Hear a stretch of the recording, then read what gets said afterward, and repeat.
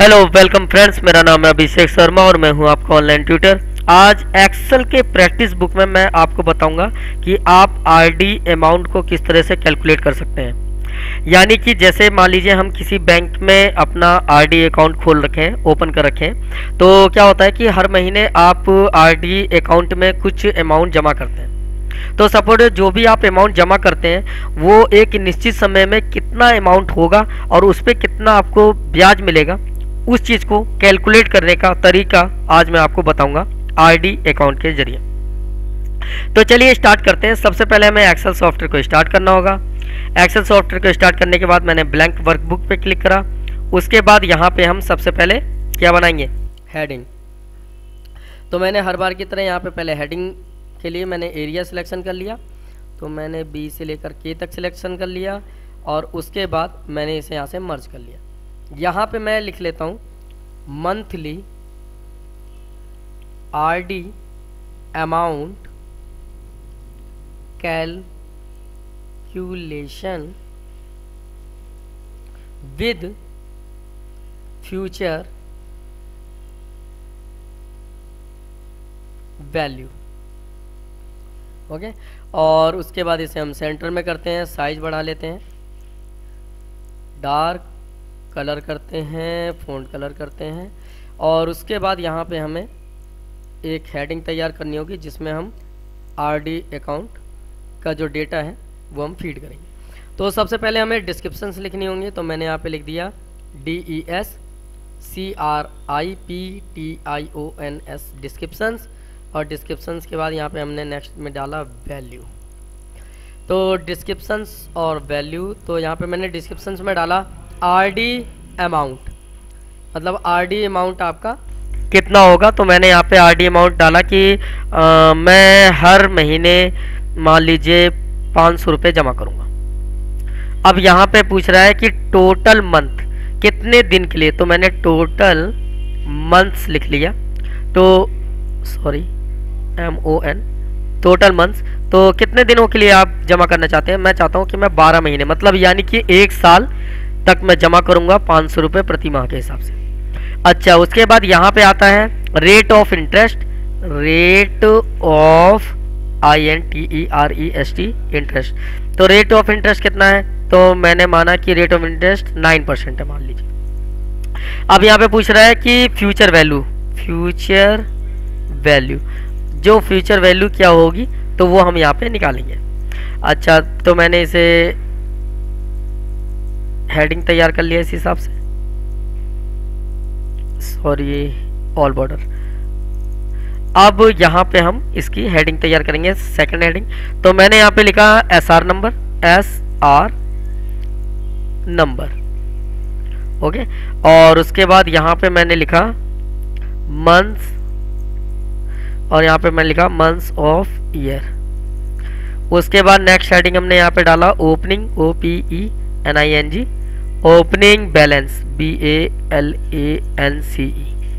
उसके बाद यहाँ पे नेक्स्ट हेडिंग में हमने डाला monthly RD amount, monthly RD amount. उसके बाद नेक्स्ट हेडिंग हम यहाँ पे डालते हैं, यहाँ पे मैंने डाला प्रिंसिपल, और यहाँ पे मैंने डाला प्रिंसिपल वैल्यू या प्रिंसिपल अमाउंट, जो भी आप लिखना चाहें वो लिख सकते हैं।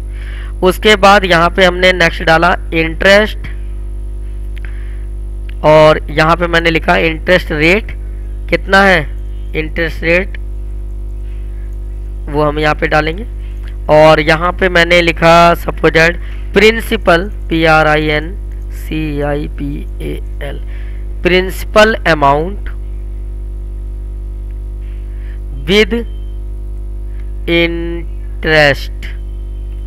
और उसके बाद मैंने सभी को सिलेक्शन करा, सभी को मैंने सेंटर में करा, और मैंने सभी पे कलर कर दिया और डार्क कर लिया। तो इस हिसाब से मैंने ये डेटा ऐसे तैयार कर लिया, इस हिसाब से। अच्छा जी, अब हेडिंग बनने के बाद हमें क्या करना है? तो यहाँ पे सीरियल नंबर जो लिखा हुआ है, तो यहाँ पे हम पहले इसे 12 तक सीरियल नंबर डाल देते हैं। तो मैंने यहाँ पे 1 से चालू करा, 1 2, और इसे हम सिलेक्ट करके ड्रैग कर लेते हैं नीचे 12 तक। ऐसे थोड़ा सा जूम कर लेते हैं अब। सही है। बस अब यहाँ पे आता है मंथ ऑफ ईयर, तो जैन से चालू करना है, जनवरी से, और जनवरी से लेके आपको दिसंबर तक ड्रैग करना है, मतलब दिसंबर तक लिखना है। यहाँ पे ओपनिंग बैलेंस आता है, ओपनिंग बैलेंस हमारा 0 है क्योंकि अब हम स्टार्ट ही करेंगे। मंथली आरडी अमाउंट है 500 रुपीज। आप यहाँ पे 500 भी लिख सकते हैं और डायरेक्टली यहाँ पे 500 पे क्लिक भी कर सकते हैं। इक्वल 500 पे क्लिक और एंटर। कैसे करा? इक्वल लगाया और 500 पे क्लिक करा, एंटर। और इसी को हम नीचे तक ड्रैग कर लेते हैं। तो इस वैल्यू को मैं सिलेक्शन करके F4 दबाता हूँ और इसे फिक्स कर लेता हूँ। तो हमारा मंथली आरडी अमाउंट ये आ गया। अच्छा जी, नेक्स्ट क्या होता है? इससे अगला जो है मंथली आरडी अमाउंट के बाद यहाँ पे हम प्रिंसिपल वैल्यू, तो जो प्रिंसिपल वैल्यू, जो प्रिंसिपल अमाउंट है वो कैसे करेंगे, हम कैसे कैलकुलेट करेंगे? तो यहाँ पे मैं क्या करूँगा, equal opening balance plus monthly RD amount और एंटर। तो इसे भी हम नीचे की ओर ऐसे ड्रैग कर सकते हैं, लेकिन अभी इससे आगे थोड़ा सा और काम है। अब यहाँ पे हमें इंटरेस्ट रेट निकालना है।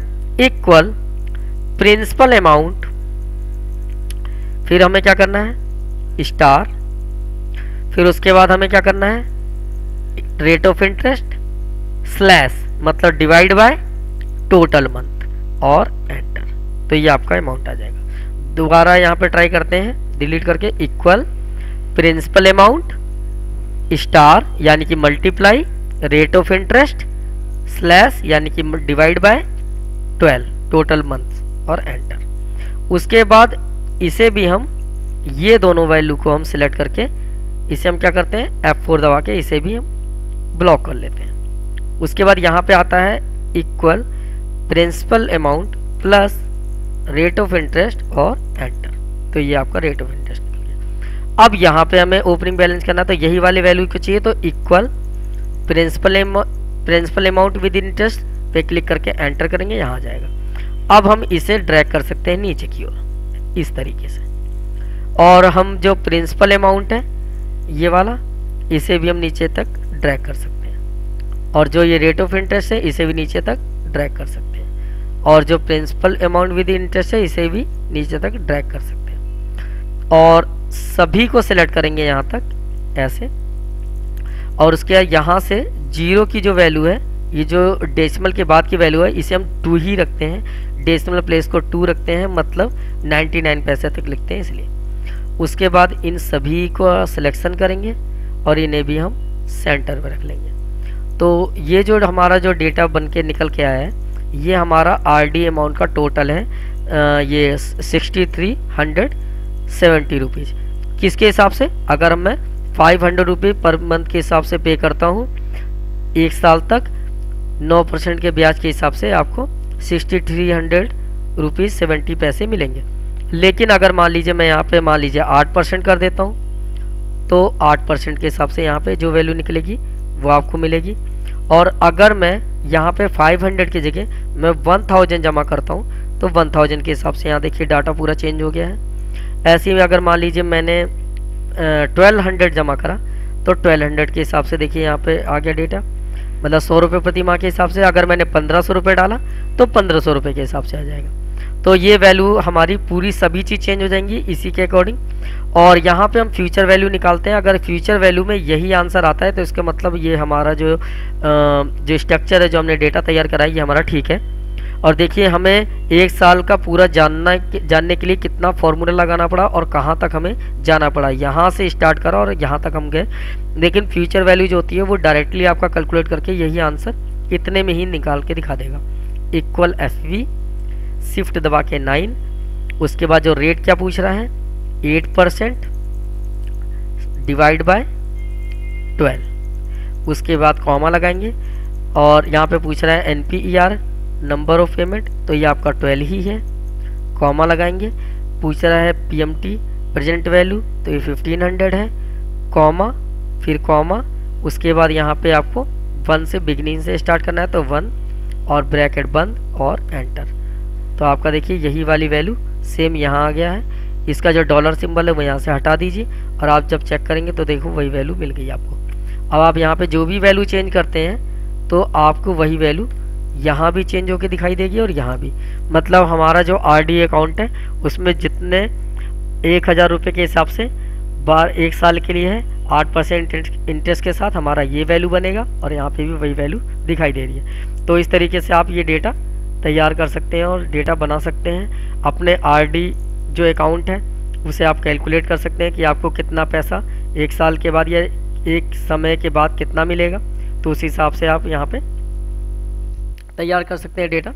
और उम्मीद करता हूँ आपको पसंद आया होगा। आप वीडियो को लाइक करना ना भूलें, शेयर करना ना भूलें, और अगर मेरे पेज को अभी तक आपने सब्सक्राइब नहीं किया है तो प्लीज़ मेरे पेज को सब्सक्राइब कर लीजिए, क्योंकि मैं ऐसी ही वीडियो बनाता रहता हूँ ताकि आप कुछ नया सीख सकें। और मिलते हैं आपसे न्यू वीडियो के साथ, तब तक के लिए बाय बाय, टेक केयर।